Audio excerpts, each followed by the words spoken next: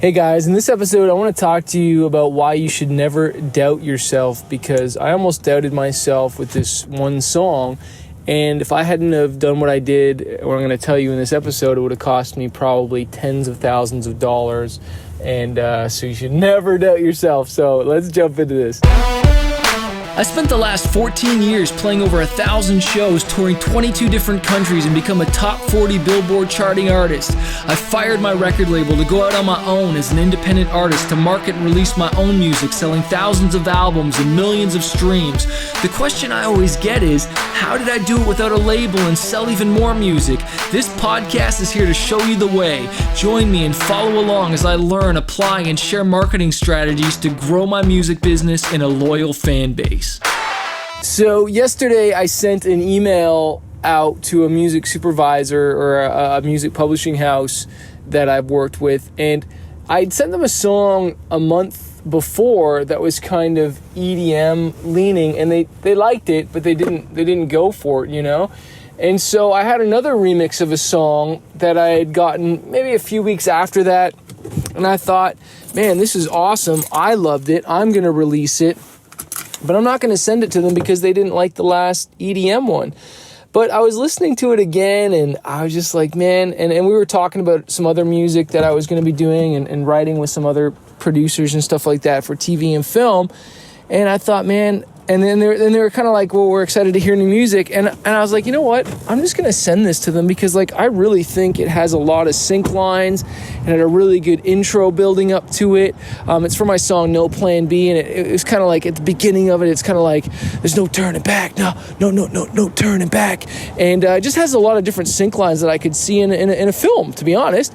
And so I was like, you know what? I'm freaking sending it to them. I don't care. Because there comes a point in time where it's like you don't want to be annoying and sending too many like all the time, because like I know dudes that, man, they would send something that, like, even a mix or something like that, they'd change the drum sound or change something so minute that you can barely hear the difference, and they'd send that version, and then they'd change something else totally small and send like 50 emails and just annoy the crap out of someone. So you don't want to do that, but at the same time I didn't want to send them too many songs either and be annoying. I just don't want to be that guy, you know, but I want to show that I'm working hard. And like when I have something, I want to drop it like it's hot. You know what I'm saying? It's like you want people to be excited about your emails, because guess what happens if you keep annoying people and sending them garbage? Guess what? They're going to stop opening your emails, and then they're also going to stop responding to you altogether. So needless to say, I sent the freaking email, and within like 15 minutes, freaking out. Like,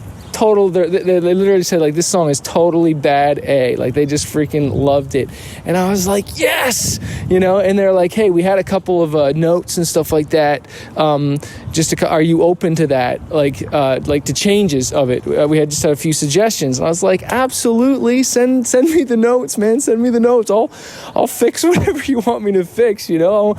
Because these, you know, I want my song to get featured in TV film, and if that's their job, I want to make their job and give them the best song possible so that they can do their job the best. You know, I'm trusting them to do that, because I don't do that. You know, I write the songs for it, but I don't, do that. And so anyways, they just wanted me to up the vocals a little bit, and made that change. I got my producer to make that change and send it over. And so this is the thing, like, I doubted myself. I could have sent that song weeks ago, and we could have been like, you know, already probably pitching it to trailers and movies and shows and stuff like that. But because I doubted myself, it cost me 3 weeks. And thank God it was only 3 weeks. But how many times have you doubted yourself? You know, I know there's another song that almost didn't make my record on my album, The Chase, this song, Supernatural. There's another song on my other record I doubted myself on, and then I played it for a buddy, and he's like, oh my gosh, that's amazing.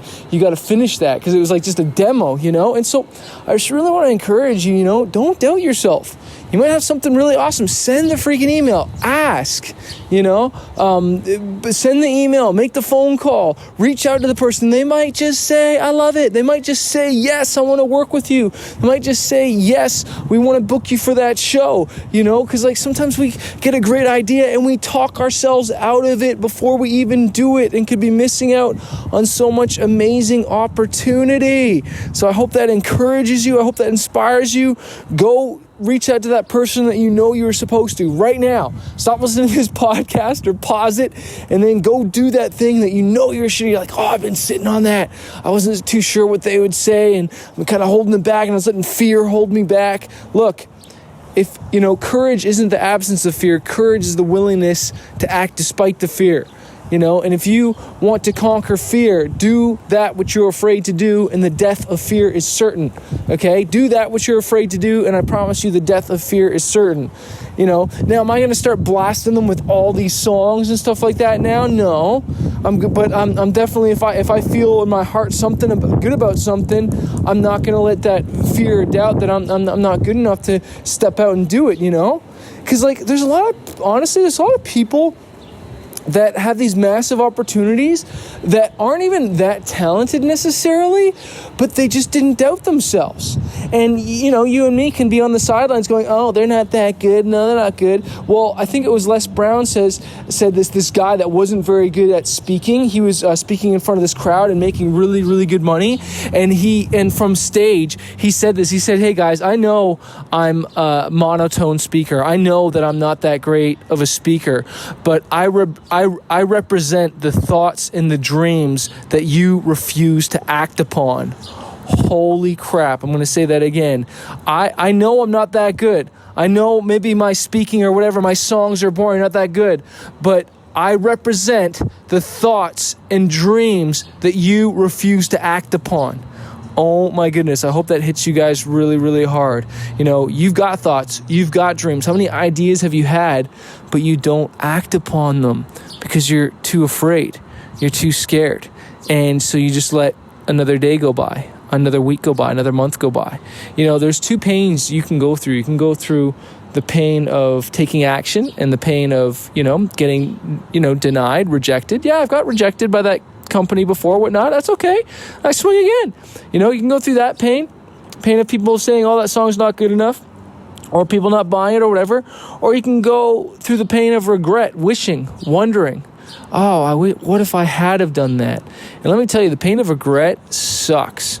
And I do not want to have that pain or that thought in my life. And so that's why I continue to act. I'm not that talented, compared to some other people, or I wasn't. But I chose to just keep taking action until I got good. And just kept on made mistakes until I figured it out and stumbled through my way through until I figured out this music business. And so I encourage you to do the same thing and just to not quit. Hey, if this podcast has helped you in any way, please leave a comment. Make sure you subscribe. Please leave me a review on iTunes. That would help me so much. I gotten a bunch more reviews from you guys. And so that one or two haters that left something stupid a while ago is just about totally dismayed. I think there's there's 30 something amazing reviews and there's two little jerks. And what I have to say about that is, just like me, I focused on that. You can get all this praise, all this amazing response, and we sometimes let one rotten egg, one jerk spoil the whole thing. Don't do that either, okay? Focus on the good. And I want to remind you that a fighter isn't someone who never fails. A fighter is someone who never quits. Big love. So if you're a struggling artist and you're just trying to figure out this music industry, you want to go full time with your music, you want to get noticed on social media or learn how to launch an album, an EP, or just get your music more marketed out there, I want to encourage you to check out my coaching program called Fanbase University. Every single month, I jump on the phone 2 times with my students and I coach them and I teach them how to market their music, how to get noticed, how to handle booking agents, record labels, and just get their music out there. Also, you get access to exclusive training, you get interviews with music industry professionals. If you want to find out more and not do this on your own, not struggle, because I've wasted thousands of dollars on my career and now I want to coach other artists. Check out my program, fanbaseuniversity.com, or click the link below to find out more info.